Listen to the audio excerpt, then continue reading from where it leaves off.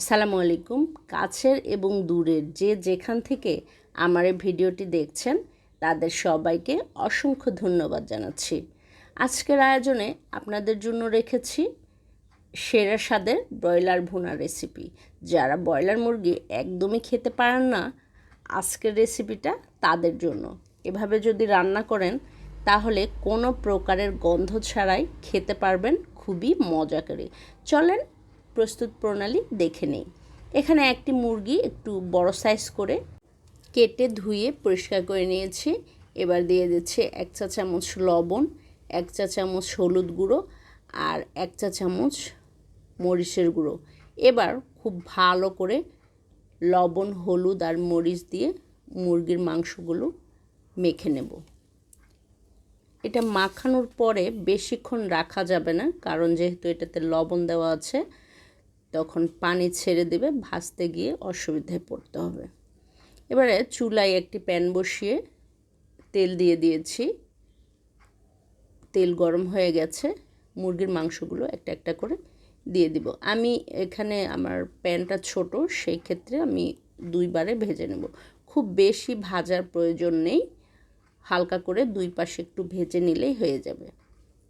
ভাজা হয়ে গেছে, এবার আমি উঠিয়ে নিচ্ছি।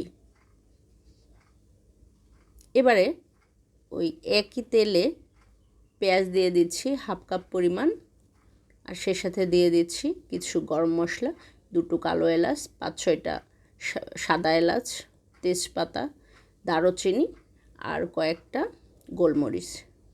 পেঁয়াজ খুব ভালো করে ভেজে নিয়ে এবার দিয়ে দিচ্ছি 2 চা চামচ রসুন বাটা, 2 চা চামচ আদা বাটা। সে সাথে দিয়ে দিচ্ছি 1.5 চা চামচ জিরের গুঁড়ো, স্বাদ মতো লবণ দিয়ে দিচ্ছি, আর দিয়ে দিচ্ছি 2 চা চামচ মরিচের গুঁড়ো। হলুদ গুঁড়ো দিয়ে দিচ্ছি 1 চা চামচ, আর পেঁয়াজ বাটা এখানে দিয়ে দিচ্ছি 6 থেকে 7টি মাঝারি সাইজের পেঁয়াজ এখানে আমি পেস্ট করে নিয়েছি, দিয়ে দিলাম। এবার খুব ভালো করে 2 থেকে 3 মিনিট মশলা কষিয়ে নেব।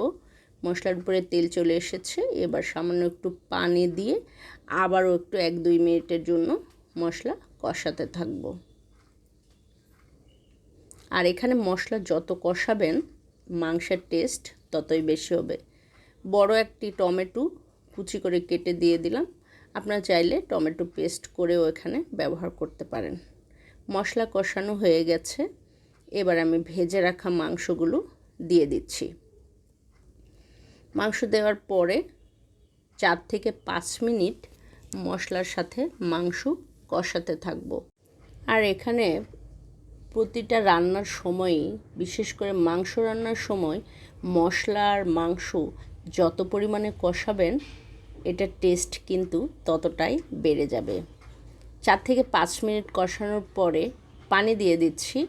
এরপরে 5-6টা কাঁচামরিচ দিয়ে ঢাকনা বন্ধ করে দিলাম। 3 থেকে 4 মিনিট সেদ্ধ করে নেব। নেওয়ার পরে পানিটা টেনে আসলে চুলার জাল বন্ধ করে নামিয়ে ফেলবো। মুরগি রান্না কিন্তু কমপ্লিট হয়ে গেছে। আপনারা এখানে গ্রেভি কতটা পছন্দ করেন সেই অনুযায়ী রেখে দেবেন।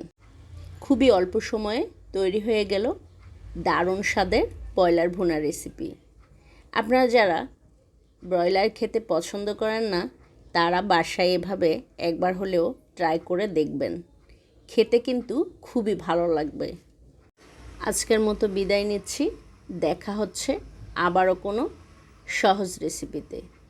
ততক্ষণ পর্যন্ত সবাই ভালো থাকবেন, সুস্থ থাকবেন আর আমার জন্য দোয়া করবেন।